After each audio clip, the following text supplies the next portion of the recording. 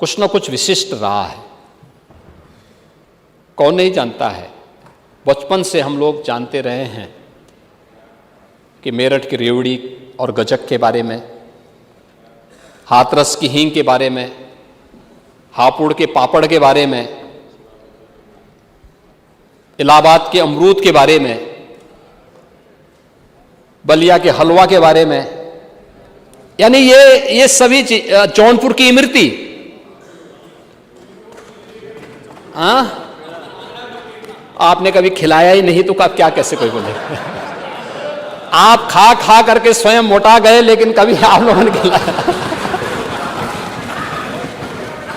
संकल्प ले लिया है आपने, कहा था आर्य समाजी, देखे आर्य समाजी कभी अकेले नहीं खाता था, 25 किलो, लेकिन ये संगत का असर है। अगर आप इधर होते ना तो ये नहीं करते। लेकिन अब इस कुजीन के लिए सरकार ने ओडीओपी की तर्ज पर उसकी गुणवत्ता को भी ध्यान रखना है, पैकेजिंग को भी, ब्रांडिंग को भी और मार्केटिंग को भी, और उनके प्रशिक्षण को भी हम एक साथ करने जा रहे हैं। और इसके लिए भी बजट का प्रावधान हम लोगों ने यहां पर व्यवस्था की है। मैंने इसके बारे में पहले ही बताया है, महिला उद्यमिता सशक्तिकरण के लिए भी हम लोगों ने यहाँ पे काफ़ी, उसमें पहले से हम लोगों ने इसके बारे में बात की है। महोदय, ये अर्बनाइजेशन के बारे में भी हम पहले से, मैं यहाँ पे चर्चा कर रहा था, नई टाउनशिप स्थापित करने के लिए उत्तर प्रदेश जैसे राज्य में 25 करोड़ की आबादी, और हम लोगों ने बजट में इसके लिए व्यवस्था की है कि अगले 5 वर्ष में 100 नई टाउनशिप विकसित करने का हमारा लक्ष्य है। 100 नई टाउनशिप प्रदेश के अलग अलग जनपदों में इसको स्थापित करेंगे। हम लोगों ने अभी हाल ही में 114 टाउनशिप के प्रस्ताव स्वीकृत भी किए हैं, जिनमें तेजी के साथ गरीबों के लिए भी और हर तबके के लिए आवास के निर्माण हो रहे हैं, और उसके लिए जगह जगह लैंड बैंक बनाने की कार्रवाई भी तेजी के साथ आगे बढ़ी है। भारत सरकार की जो compliance reduction and deregulation policy के अंतर्गत जो महत्वपूर्ण घोषणा है, अब तक होता क्या था, एक गरीब छोटा सा मकान बनाता था तो लोग जाके उसको परेशान करते थे। हम लोगों ने तय किया है कि 100 वर्ग मीटर तक आवासीय एवं 30 वर्ग मीटर तक व्यावसायिक भूखंड पर केवल पंजीकरण करने की आवश्यकता, उसको नक्शा पास कराने की आवश्यकता नहीं है। वो अपना केवल पंजीकरण कराए और घोषणा करें कि इससे ज़्यादा नहीं है, कोई उसको परेशान नहीं करेगा। अगर परेशान करेगा तो कार्रवाई होगी। 500 वर्ग मीटर आवासीय और 200 वर्ग मीटर वाणिज्यिक तक स्वतः मानचित्र अनुमोदन की व्यवस्था भी की गई है। यानी ये सारी चीजें अब ऑनलाइन की तरफ हम लोग बढ़ रहे हैं, और इन सब प्रयासों से उत्तर प्रदेश के अंदर नए रोजगार की सृजन किस रूप में होंगे, उद्योग लगाने में, होटल बनाने में, चिकित्सालय बनाने में और सेवा क्षेत्र में तमाम प्रकार के निवेश इसके माध्यम से प्रारंभ होंगे। और लखनऊ में मेट्रो फेज 4 बाग से बसंत कुंज तक के लिए भी 1268 करोड़ रुपए का बजट का प्रावधान हम लोगों ने इस बजट में कर दिया है।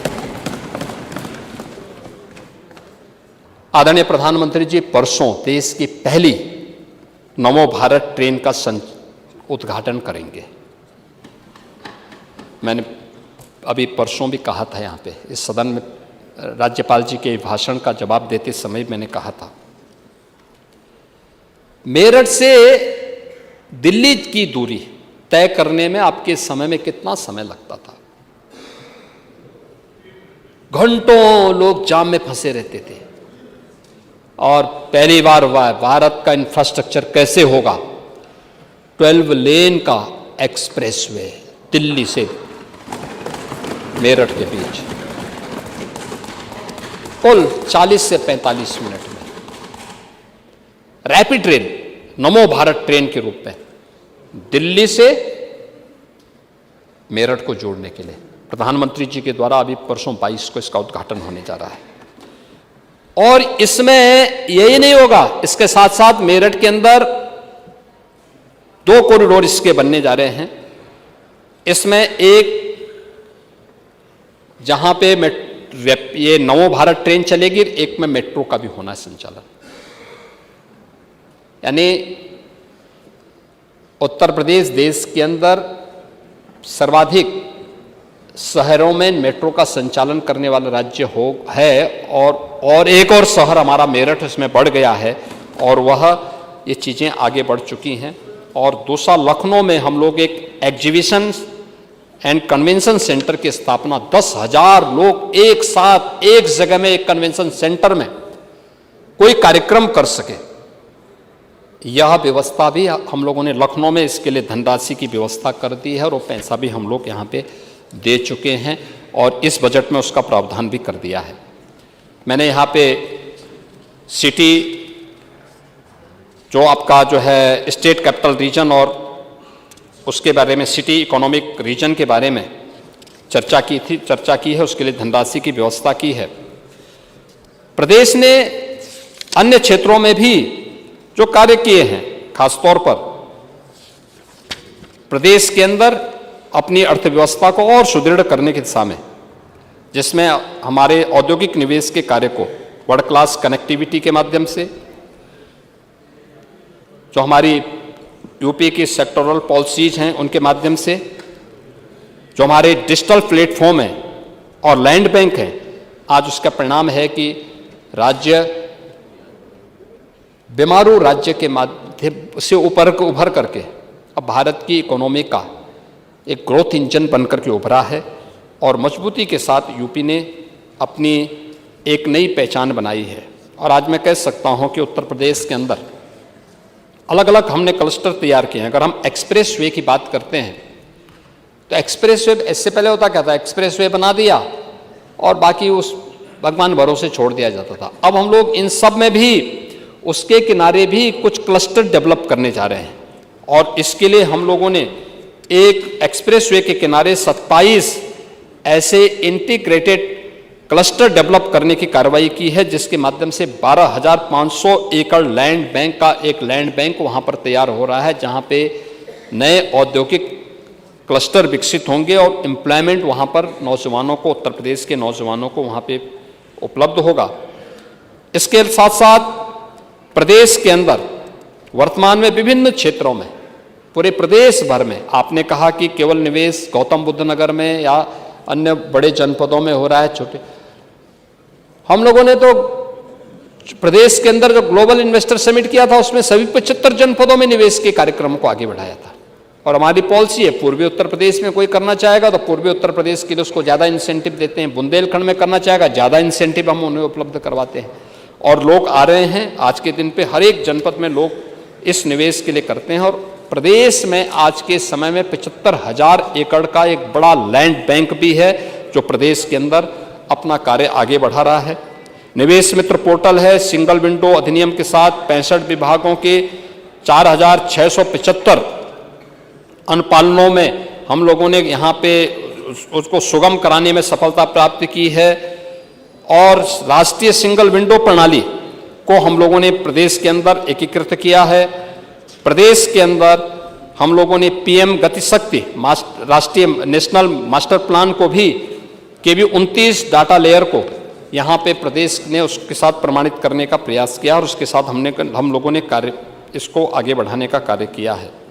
परिणाम क्या है, रिजल्ट क्या है? निवेश के 50 लाख से अधिक निवेश के प्रस्ताव उत्तर प्रदेश को प्राप्त हुए हैं, और प्रदेश में इसके माध्यम से लाखों नौजवानों को नौकरी की सुविधा प्राप्त हुई है। आपको इस चीज़ को देखना चाहिए, कोविड कालखंड में जो 40 लाख से अधिक कामगार और श्रमिक यूपी के अंदर आए थे, उसमें से 90% आज यूपी के अंदर ही काम कर रहे हैं, क्योंकि यूपी के अंदर उनको काम का मौका मिला। आज वे राज्य जहां पहले यूपी का श्रमिक काम करता था, आज उन राज्यों में क्राइसिस है लेबर की। आज उन राज्यों में इस बात के लिए समस्या है कि वहां पर उनको अच्छे लोग और क्योंकि एक कोई भी व्यक्ति काम कर रहा है तो उसको प्रशिक्षण की आवश्यकता पड़ती है, समय के बाद, सीखने के बाद तब वो काम करता है। लेकिन अब यूपी का नौजवान यूपी के अंदर काम पा रहा है, तो वहां पे समस्याएं खड़ी हो रही हैं, और इसलिए अन्य राज्यों के भी निवेशक यूपी के अंदर आने के लिए मजबूर हो रहे हैं। अब रैंकिंग में ईज ऑफ डूइंग बिजनेस में देश के अंदर टॉप अचीवर के रूप में यूपी है। लॉजिस्टिक रैंकिंग में अचीवर स्टेट के रूप में यूपी है। गुड गवर्नेंस इंडेक्स में उत्तर प्रदेश देश के अंदर प्रथम स्थान पर है।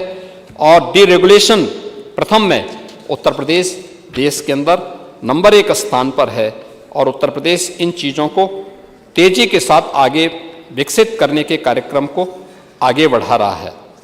प्रदेश के अंदर अन्य क्षेत्रों में भी हम लोगों ने काफ़ी कार्य आगे बढ़ाए हैं। अभी हमारे जो नए इन्वेस्टमेंट के भी प्रोग्राम होने जा रहे हैं, जिसमें हमारी एक नई यहाँ पे एक नए कार्य को हम आगे बढ़ाने जा रहे हैं।